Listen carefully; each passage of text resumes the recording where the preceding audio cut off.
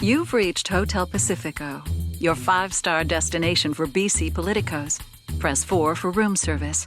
Press the star key for your hosts Mike McDonald and Kate Hammer.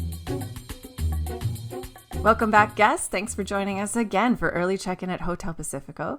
Good to see you, Geoff and Mike. Yeah, I don't know what I'm going to do after the election. It'll be lonely. No, my morning's going to seem so dull without these check-ins and a little bit of Mr. Snickers in my morning. It's Friday of a long week. I'm getting a little tuckered out with all this election talk, I'll tell you. Well, save your energy because there's more coming next week's just going to amplify it all. Get on our game face next week. Big week. Yeah. Should we tell our listeners what we're up to on election night? I think we could tell them, couldn't we? Should we? Yeah, Do we need a drum roll? Didn't you forecast it? But you should, in my view. Go ahead, Mike. Well, the Hotel Pacifico will be at an undisclosed location on election night as part of the Global BC panel. So we're looking forward to that, being part of the election night coverage. And the three of us together as a team, as usual. So tune in to Global, folks, for some great election night coverage. Hall and all kinds of other luminaries. Richard Sisman will be there. Yeah. Keith Baldry. Many familiar faces and voices. That's right. Really excited to do it. Interested to test whether I can do it. Moving from the podcast format to TV. Going to have to move away from soft pants into something with a waistband, which will be a new challenge. But I'm welcoming it. I'm going to need a lot of makeup up here. Right there on the forehead. They have experts for that, Mike. I might wear a wig. Full team. I'll borrow Keith Baldry's wig. You go into the pundit protection program. Super fun. We are looking forward to that. Yeah, and we'll be on Focus BC too. Next week in the lead up. So lots of fun getting to hang out with Richard a bit more too. And thanks to Mary Pollock for joining us yesterday. I enjoyed the episode. It was great of her to jump in. Yeah, thanks to Mary for helping us out. Yeah. All right. We're in the home stretch, gentlemen. We're in the home stretch. It feels like it. It does. Advanced voting started yesterday. Exactly. It does feel like a totally different pitch. And we'll just do our little check-in on where the leaders are at. We've got David Eby working to shore up the island with stops in Comox and Campbell River. John Rustad starting out the day in Vancouver. And Sonia Firstino back in Victoria Beacon Hill. So, people in places I think we'd expect them to see. John Rustad possibly heading back home to Prince George over the weekend. But we'll check in on Tuesday, I guess, about what went on over the weekend. All right, and now we get to talk about yesterday again, which was another eventful day. I guess I probably need to start with the tweets that were surfaced. The two are Brent Chapman, and then the comments by the spokesperson for the BC Conservatives. Geoff, I want to start with you a bit about what was happening yesterday with the reaction to that and how Rustad handled, he's standing by his candidate, standing by his staff, and how he handled the response to those comments. Just to say the Brent Chapman tweet in particular, a pretty hateful comment, I think, on making a statement about Palestinians. What do you think of how he handled it? Well, I think we need to contrast what he did with what he said he would do when the Conservatives received all of the BC United opposition research. Rustad was asked by reporters what it would take for him to take out a candidate who had been vetted or had already been approved. And he was fairly careful to say that he was going to have a high bar to throw somebody out, but that racism was one of those lines that he didn't think people should cross. And that was a test he set himself. The kerfuffle yesterday, which is I think day 3 of this. It's really stalled the Conservative campaign, in my opinion, related to old tweets and other Facebook posts and so forth by Brent Chapman, who's one of the Surrey candidates, an important one that they're very committed to. And then also comments made post the Hamas attacks by Anthony Koch, who's the spokesperson for the campaign, runs basically their communications director. Two very different types of issue, one with a staff person. I want to just highlight 2 quick things, and then I'll be interested to hear what that you two have to say. One is that these issues, no one has debated whether or not the comments are racist or hateful. What we've got instead is Rustad hoping, because he's already passed the candidate, Brent Chapman, for sure. So Anthony Koch's not on the ballot. I don't think that's, to them, that's a rounding error. But in the Chapman case, he's really stood firm. And I'm beginning to worry that in some respects, a degree of racism is becoming okay. It's okay if you apologize. It's okay if it was a while ago. It's okay if you're Ismaili executive director in the case of the Conservatives and John Rustad says you're a good guy and accepts your apology. But the remarks were quite hateful, and then a second round were found on a different site in a second revelation. That's one point, which is there some bar that Rustad will actually not cross with regard to racism? That's my first question. The second is, I think we're seeing for the first time, at least in my experience, the strength and importance of the Muslim community and the South Asian community in key ridings like Surrey, and they've exercised that muscle twice.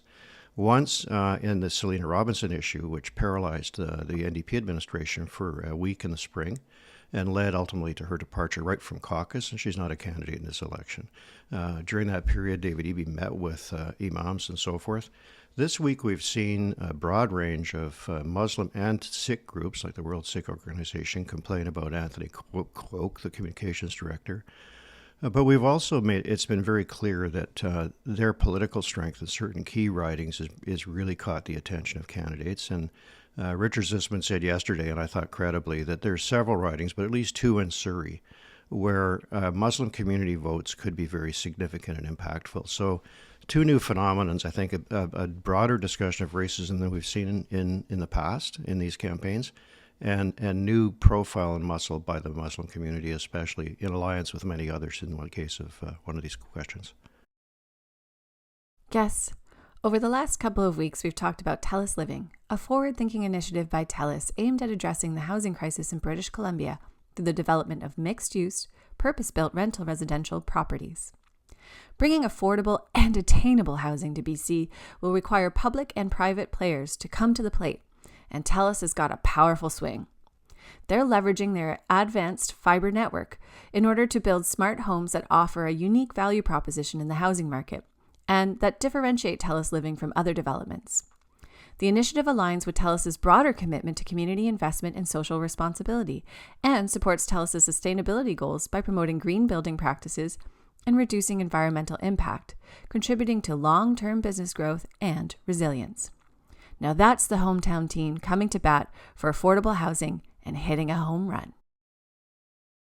So, Mike, the steps that John Rustad did take were to say, this is unacceptable, and then to have the candidate speak to two Muslim candidates and ask for their apology. Were these the right steps? I mean, is Rustad going to pay a price for this yet? He's very constrained in his options in terms of the candidate cutoff. Like, it's either if you fire the candidate, then you can't fire the candidate. This happened to Laurie Thronis last election, where he was basically fired as the candidate, but he's still on the ballot. Was still on the ballot as BC Liberal. Brent Chapman would still be on the ballot as a Conservative no matter what. Now, the leader can distance himself from him and say, you're not going to be part of our caucus if you're elected. And that's happened, I think, in Alberta last election, where I think there was a Conservative candidate, a UCP candidate, who got elected after being kind of distanced, and now I think just recently got readmitted back to the Conservatives, UCP in Alberta. So these things do happen. But you know, is it harder at all because isn't he married to the federal MP? He's married to Carrie Lynn Finley. Yeah, Brent Chapman. Yeah. So I mean, I saw one of the federal Liberal MPs trying to drug Carrie Lynn Finley into the story last night. So that's that's an issue that will probably happen after October 19th, that may come back to them.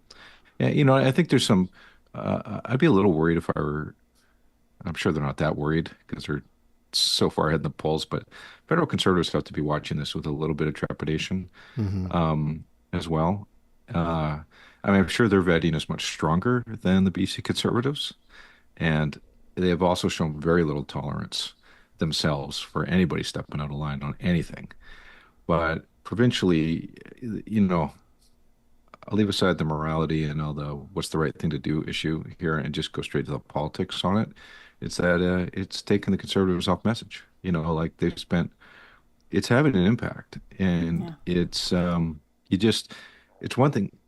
It's one thing just to have people say that's wrong and get mad and change their vote. That's one thing. But the other thing is they're not hearing what the Conservatives complain about the NDP is and what the Conservatives are going to do in government. So that's been, their attack, their proactive messaging has been blunted the last 48 hours. And that is probably the biggest price to pay. Well, yes, and it's a really deep price to pay, though. I think there's really important dynamics playing out in Surrey, right? Because it's like while this is playing out and they're not on message, David Eby was in Surrey for, I think he did the roundtable with ethnic media or South Asian media. He did the Surrey Board of Trade, which we should maybe talk about was not very well attended. But there is a study in contrast here where the Conservatives are knocked off in a key area, those 10 ridings in Surrey, that the Conservatives are completely knocked off message and potentially looking, go ahead. I just separate the issue from the lack of getting a message out generally, right?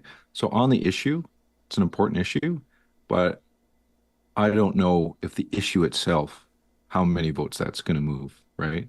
Because I think a lot of people that are upset were not with the Conservative side in the first place. And will there be an impact in the Muslim community? I don't know. I mean, let's remember there was a Muslim candidate kicked out as a BC United candidate early in the race for his views about, I think, women's issues. So it's complicated, right? Like it's complicated. So, and how many seats do the Muslims really impact in Surrey and Richmond? Well, there might be 2 or 3. That's important, but is that going to make the difference? I don't know. I don't know. I think 2 or 3 seats is what we've been talking about for weeks now. Well, true. Yeah. But to me, just go back to the main point, though. It's just like, you're not talking to everybody else in British Columbia about what you want to talk about. Well, and I think I totally agree with that point, of course. I'd put more weight on what's happening at the ground on terms of these communities. But in any case, we'll know in a few days. But I do think that if the Conservative campaign had a bus, the wheels would be off it. They have not really, the ferries announcement was interesting because it was an announcement and they really hadn't said anything since the debate. We've been waiting, although no one will pay any attention if it ever arrives, for the fully costed platform, which was kind of the takeaway blow that David Eby was swinging as the debate ended. So there's a lot of work to do. I don't know, maybe the Conservative campaign will just decide nobody really cares about a platform at the end of the day and forget about it. But they have not been driving a good game at all for the last period of time. Maybe they'll catch their breath over the weekend, but it's pretty late. Well, they had a strong start to the campaign, and they were focused. Everyone was focused on what they're mad about. Yeah. And they're mad about crime. They're mad about affordability. They're mad about healthcare closures. And there were some other stories in the news cycle that were driving that. And right up to the previous weekend, I think Conservatives were in a pretty good position. And the last week, they have not taken it further. They've gone backwards because they haven't been able to get the message out. The NDP, pivoted. The NDP got into a more aggressive posture themselves, and then these things happen, right? So, yeah. Can we move to Richmond? Because I think there's a bit of one-upsmanship happening in Queensborough, right? So the Conservatives yesterday promised a new fitness facility? What kind of? It's like a community athletic facility in Queensborough, which again, like maybe this is them trying to pull into this and actually like kind of get refocused on some of this more local specifically politics. For Queensborough, yeah, right. It's actually right, which is a tight race, right? Yeah. Jas Johal's old riding, back and forth. I think like never like the margins are hundreds of votes in that NDP, previously BC Liberal, BC United. So this athletic facility, I mean, can I ask you both actually, because I feel like you've also done work on these sort of budgeting things. Like they promised $5 million to build this thing. Is that how much it costs to build an You're missing a piece, right? Okay, like sorry. That Geoff raised a couple of days ago was that the NDP promised a bus route or a bus. Oh, sorry. Yeah. In Queensborough free travel for about 150 high school students, yeah. So Okay. both Right. parties are making targeted promises to a neighborhood in one particular riding, right? Richmond, Queensboro, which is mainly Richmond, East Richmond in that riding, but Queensboro is a little borough of New Westminster that happens to be on Lulu Island. It's kind of an orphan little little place right on the end of Lulu Yeah, Island. which connects to the school and other facilities by a very, very long bridge, which no one in their right Yeah. mind would climb as a pedestrian. Hence the requirement for the kids to need a bus to get to school, which Yeah. I won't talk about Or because it takes so or long need an to athletic explain. facility.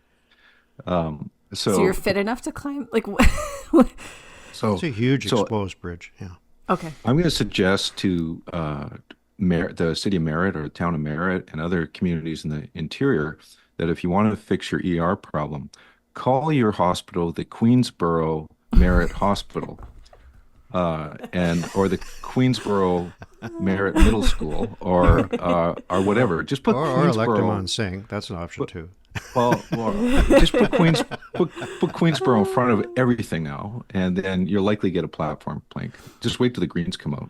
Can I make a I'm- possibly cynical comment about the community center? Like, having been in civic politics too, community centers are one of these hobby horses that get ridden around the political landscape for years and years and years. Because one level of government will say 100%, we're there with our $5 million and we're looking for those other two matching shares from whoever the other two levels of government are. And so you get through the day, but you don't get a community center. Yeah. Ask the people in Vancouver, Kensington, all over the place. There's community centers. Filipino Community Center, it's been promised last campaign, many campaigns actually, and I hope they get one soon. There was Kind always of begs one the in question: if you're not gonna cost your platform, why don't you just promise the whole thing? well, Then you would have to pay for the whole thing. So by promising 1/3, Oh, you say, then you hey, don't we have did to pay. we did our part, and the reason you don't have a Sure. community center is because There's everybody else. That's Okay. Trudeau. He's doing it to you. Yeah. Yeah. I wish the NDP hadn't costed the platform. It's so depressing. How much more money it's going to spend? But Well, I have to say, I shouldn't, I guess, but to be saying you are not showing fiscal responsibility because you haven't given us a cost of platform like I did with a $3 billion lift in it. We're in completely new territory in terms this of fiscal campaign is rates. lacking Yeah. the rigor of previous campaigns Well, and the we'll get into accountability. this. Save it, gentlemen, because we're gonna get into this. Are you an electricity generation provider with experience delivering projects in Canada? Our sponsor, FortisBC, wants to hear from you. FortisBC is seeking power providers to bring new or existing projects online and increase the amount of electricity available for its customers. FortisBC has issued a formal request for expressions of interest for additional power to support the energy needs and economic growth of BC's southern interior, where the company delivers electricity. Some of our listeners might not be aware that FortisBC owns 4 hydroelectric generating plants on the Kootenay River, which allow their over 190,000 electric customers to receive approximately 1,609 gigawatt hours of energy supply each year. They meet the remainder of their customers' energy requirements by purchasing electricity. But they need more energy to meet the growing energy needs of its customers in the future. FortisBC is looking for power providers with a focus on developing innovative renewable and lower carbon energy sources, including biomass, biogas, hydroelectricity, solar, wind, and geothermal projects. FortisBC is particularly interested in new or existing projects that have a strong Indigenous equity component or are Indigenous-led. Ensuring customers have the energy they need when they need it is of critical importance for FortisBC. That's why FortisBC is looking to add up to 1,100 gigawatt hours of energy supply as soon as 2030. To learn more, visit fortisbc.com/newpower. FortisBC, energy for a better BC and a better podcast. Right now, we got to move along to Milking the Data, brought to you by BC Dairy. Farmers need guaranteed access to water to feed BC. I'm excited for this one, Mike. Today, you have some numbers for us? Well, we're going to do a little bonus here 2 days in a row. We're going to show some Polera numbers because Polera is tracking every night. And since the debate, they're adding 250 new interviews every night. And looking at the kind of the 5-day rolling track now, we're seeing the NDP at 42. We're seeing the Conservatives at 40, the Greens at 14, and other independent at 4. So what I think is maybe directional heading into the weekend is the NDP. Yesterday, I said the Greens had a good night, and last night it was the NDP that had a good night. And now, because we do a 4-day track, it kind of smooths numbers out over time. So if the NDP continue to have good nights, and the gap is going to increase. But they're heading into the weekend probably feeling okay. Now we just got to bring it home. The NDP. And the Conservatives are heading into the weekend a bit bedraggled. And now I know there will be a mindset in the Conservatives, like people don't understand what's happening on the ground, blah, blah, blah, blah, because time for change is still pretty high. But they have to regain that sense of momentum they had earlier in the campaign. And that's going to be a challenge as to how they construct that. Eventually, the news cycle will move on from Brent Chapman, but it's they've got to fill it with something different, because there's still, it's 42-40, it's still pretty tight, and some of the regional breaks are pretty competitive. The Conservatives still have a healthy lead in the interior, and they're not, they're in the conversation. Well, the Lower Mainland is still quite tight, but on the island, the NDP have strength there, and the Greens. How much of a factor will the Greens be on the island in terms of vote splits? So there's a lot of questions. It's just a matter of which way is the pendulum swinging right now, and it appears to be swinging away from the Conservatives over the last few days since the debate. And so that's kind of where we're at now. For those who are wondering about these numbers in more detail, I expect that Blair will post something more publicly later today, so people can have a look at the regional breaks more directly. Well, and I think the Greens can go into the weekend thinking maybe we'll get our 2 or 3 seats, maybe we'll get our balance of power, lightning will strike again, and this little bump that they've had since the debate would give some heart to that thought, I'm sure. When I look at it too, and it's it's the surge in the Greens, I think does potentially have some insights for the Conservatives who are looking to harness the time for change, appetite for change. But the Greens have just done such a better job of articulating that as more than burn it down. I think that would be a key difference between them, and probably a critical ingredient to the success they have to be back up at 14. All right. Very interesting, Mike. I look forward to hearing more on Tuesday. All right. Go ahead. Well, I guess the one last thing I'd add on the numbers is that, I think, well, this is speculative, but the lack of Conservative message coming out in the last 48 hours is one thing. But I also think they just were not present in the post-debate conversation. And in so much as framing the debate mattered, they just were absent. And the NDP did a really good job of that. The NDP, obviously was making light of it in the last couple episodes about how much they were, spinning the thing, but they were spinning the thing. So that I'm sure that helped. But, the other thing is the Conservatives took a day off the day after the debate. They didn't do an event. So I don't really understand that. And so if they're going to get back into this campaign, they're going to have to, if I were John Rustad, I'd be calling a big meeting right now and saying, what the hell's the plan for the next week? Show it to me, stop the drift. He doesn't strike me as the kind of campaign leader who would do that.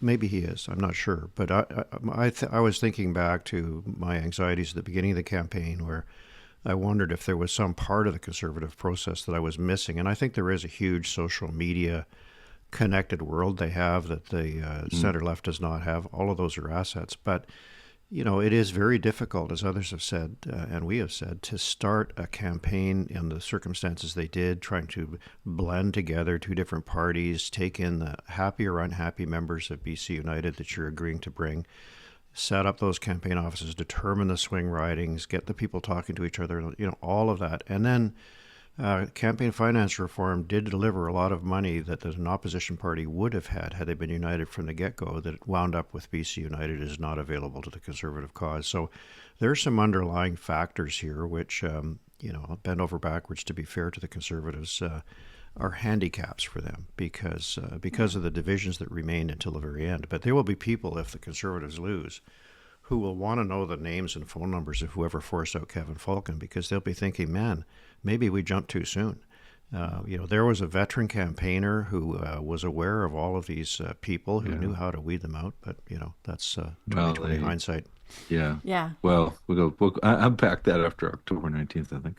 Yeah. Yeah. I mean, okay, we'll unpack it afterwards. Just to say, like, I think and thinking of sort of some of how they had to go quiet post debate, really was, I think it was all hands on deck on the response to the anecdote of the overdose on the walk to the debate. And that I was watching that, and I was saying, like, that's just classic, like, Green staff, like how that comes to be, that gets plugged in as an anecdote without the right verification and everything else. Like, well, I think he in the debate, I think he just spontaneously brought it up. Yeah, right. I And agree. he wasn't, I mean, they've now done the full forensic on it. He wasn't wrong. Like, there was something happened. He had the wrong location.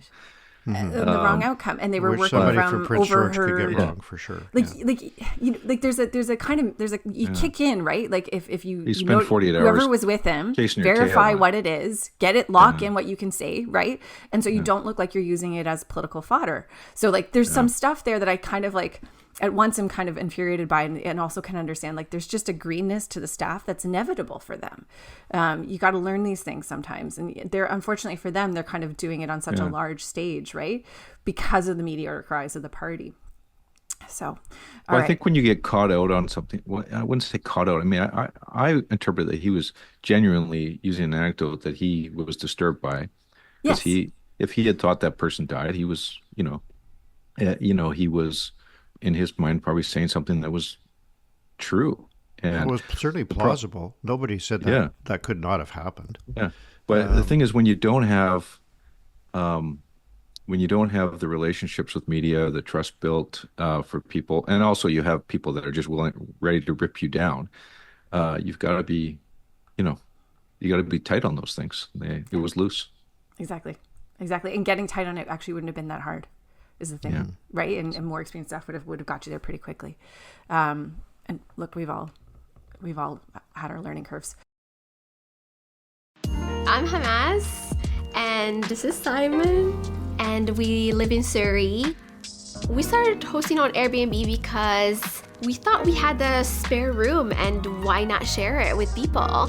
When our guests come in, first thing usually they ask is, I'm really hungry, it's been a really long flight, can you recommend a place? Usually Simon is really good with that. He knows all the good spaces. Because we got a lot of good reviews and people commented on the overall look of the space, I was like, okay, maybe I can do this for a living. It actually gave me the courage to start school in interior design. It made such an impact on us financially, and I don't know, I think we're happier because we started Airbnb for sure. Learn more at airbnb.com/host. Let's go to the topic of the day, because I think this is really interesting. And I've been wondering about this for a while, actually. Could we talk about, and shout out to Andrew Petter, friend of the pod, who came on and talked about economic policy and sort of the lack of a robust discussion thereof. And I think it is fair to say this campaign has had a bit of an absence of real robust discussion of economic policy. Can I start with you, Geoff, just about this? Because I want to just unpack a bit, because we have talked about affordability a fair bit, maybe less than we all anticipated. And what, like, especially for voters, how closely linked are the discussions around affordability and the economy? Well, that's a really good question. I hadn't really framed it that way myself. I mean, I think people feel pressure in their daily budget, and they are not really worried about specific elements of economic policy. But this was one of the things that John Horgan had to wrestle with when he became leader of the NDP, and he had always had a tendency to feel supportive of resource development, but he explicitly ran for the leadership on the basis that he would support LNG development. And that kind of development is seen as economic development and prosperity by everybody in the province, and you see that still today in the terms of the lack of concern about pipeline projects, which is in the Leger polling and elsewhere. So people really consider the economy as how is it working out for me where I live, and am I able to get ahead and survive? And they don't feel that they are for various reasons, and they're not really interested in what happened to the tolls in 2017. They want to know what could happen to their, bottom line today. So that's always a disconnect, I think, for politicians. It is interesting, as I said the other day, that the frame at an ideological level is free enterprise versus socialism. Because if you really look at EB's economic approach, although he hasn't really spelled it out in a 6-point plan or anything, it's not fundamentally different from what was going before, except that it has more emphasis on environmental protection, maybe more emphasis on reconciliation and so on. But he hasn't stood in the way of LNG development. In fact, allowed a whole new pipeline project into the process of environmental assessment. So I think part of the problem here, and I'll stop, is that our economy is changing dramatically. And I don't think the public or political leaders have really formulated what it is. But whether we like it or not, a lot of government revenue still comes from the resource sector. And that resource sector, particularly in the case of forestry, is in a probably permanent decline. And that conversation has not occurred. But Mike, go ahead. Sorry. Snickers wants to get into the conversation. Also itchy on this conversation. He's life is unaffordable, and he wants better economic policy. Don't need any catty comments. Come on. He's an economic he wants to do some podcatting here. So unemployment numbers out this morning. So BC's unemployment's a little higher, up to 6 points, which would have been interesting if that came about a week ago in the campaign. But what I noticed about the NDP platform when it comes to natural resources is they're happy to talk about mining, a little bit about forestry. Absolutely don't want to talk about natural gas. And the natural gas discussion is in the context of making them pay more, polluters pay, no sense of an economic opportunity there. And they don't want to talk about it because it's divisive within the NDP voter base. I get it, right? But it is very different than John Horgan, who was more bullish on talking about those topics. But in David Eby's NDP, it's arguably more divisive discussion that they just prefer not to have altogether. And so far this campaign, they haven't had to have it. And they're talking about other things. Now, last night, thanks to Wolf Deppner, who's the Black press reporter, he covered the Saanich North candidates meeting last night and did a good job tweeting out kind of what a candidate's saying. Very well attended by the looks of the photos on it. Better on the Surrey Board of Trade. And the NDP candidate made a curious comment saying the NDP will put LNG in a lockbox. And I think she's saying something to sound tough on LNG because she's got a green problem in her riding. And wants to sound strong. But what does that mean? LNG in a lockbox. Now, it might mean, depends what your perspective is. It could mean no more LNG, but it might mean it has to be electric drive and net zero. Maybe that's what it means. But there is a fuzziness there about where's the NDP going to go on natural gas and LNG in the future. And yes, there is a new pipeline process in the EAA right now that the Nisga'a Nation is advancing. There's phase 2 LNG Canada is hanging in the balance as whether they're going to have a favorable investment decision. And the reality is the province needs the money. Like the province is going to need the natural gas revenues or find those revenues somewhere else, which is not easy to pinpoint what could pick up the slack on that. So we've had so many jobs that are Amazon jobs and fulfillment center jobs and stuff, which are actually quite footloose and can go away. Whereas working on your own stuff, you get to keep the wealth here.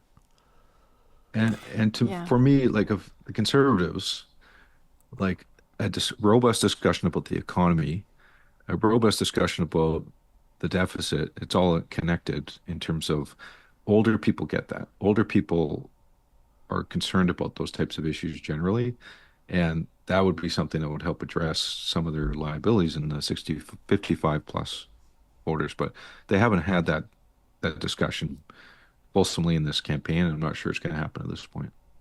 Yeah, I think we're going to have to come back to this because I think there's a really important shift that's happened in this space. I'd say historically, if you were making an affordability play, you needed to back that up with robust economic policy because they are, however they are linked in the minds of voters. And I think in this election, we've seen a bit of a shift. And I have a theory about some of that because I think if you're younger, you're nowhere near having any kind of assets, the affordability discussion becomes very different. Economic policy can feel a bit detached and actually even at crosshairs even with what your interests are. So I think we're in an important shift that we are going to have to come back to because we all need a coffee. Okay. All right. Yeah. That sounds like a segue. Yeah. Are you kicking us off this today, Geoff? Yeah, I wanted to talk about the new political muscle of the Muslim community, but I secondly wanted to talk about an outfit called Press Progress, which is a small journalistic outfit that says it's paid for by donations of people who like it. That's under $10. It was founded by they give about $10 a year each, apparently. Anyway, I'm saying that to say it's an offshoot of the Broadbent Institute, which styles itself a think tank about progressive politics. But Press Progress has been used to do, for about 10 years now, opposition research in all kinds of markets across Canada. And this time, Luc Lebrun, who's one of the reporters there, has done two stories that have shaped this campaign. One was the Nuremberg 2.0, which was in one of the Zoom calls that John Restad participated in. Led to about a day and a half of conversation. And he's also played quite a role in this Brent Chapman stuff as well. Apparently yesterday, daylighting Facebook pages that Chapman had deleted and somehow getting them back out of the Wayback Machine or whatever. So these little outfits are having an impact, and Press Progress has raised two important issues here. So I just wanted to flag that and raise a cappuccino to them because they don't provide misinformation, but they provide new information that can be quite challenging. Press Progress, brought to you by the NDP, not included in our spending cap. That's my commercial announcement. I mean, these outlets have an impact, and they are. I'm not saying that anyone's talking to Press Progress from the NDP campaign because that would be wrong. But in terms of coordinating efforts, but these activists outlets are out there digging stuff now. Conservative or the right have similar ones like Rebel and True North. Yeah. But I haven't seen anything out of those guys in this campaign. Like there's no dirt being dug up by all these post-millennial or other kind of right-wing outlets. Well, Adam Zivo, the National ones. Post has been running commentary that's been very, very harsh against the NDP and arguably has contributed a lot to the harm reduction debate. But they're not breaking stories. Like they're not surfacing new statements. They're not driving the debate. They're maybe amplifying certain angles on it. And anyways, I'll do a double shot to the Conservatives just to obviously pick up on the theme here. Today is wakey time. It's 8 days left. This campaign is going in the wrong direction. Now, I think what we've seen in the numbers over the course of the campaign is there is a bit of a resilient core on the center, on the right. There's the federal Conservative vote remains strong in British Columbia and over 40%. And BC Conservatives need to max out on that.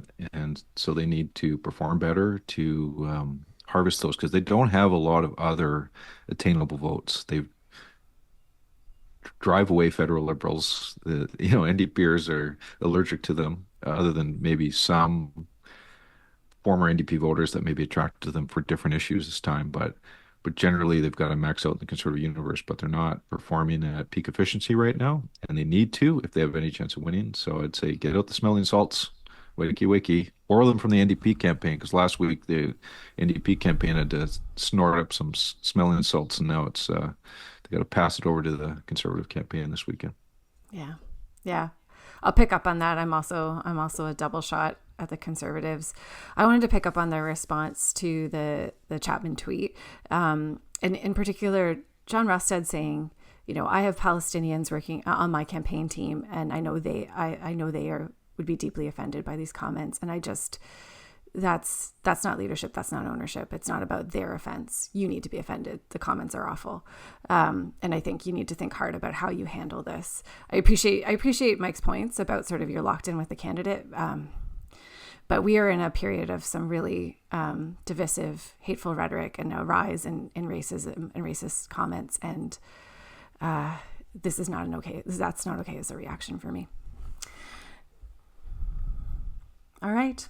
Well, It's been another full day at the hotel. Thanks for joining us, guests, for episode 14 of our daily election podcast. Thanks to our presenting sponsor, TELUS, and our sponsors, Fortis BC, Airbnb, and BC Dairy.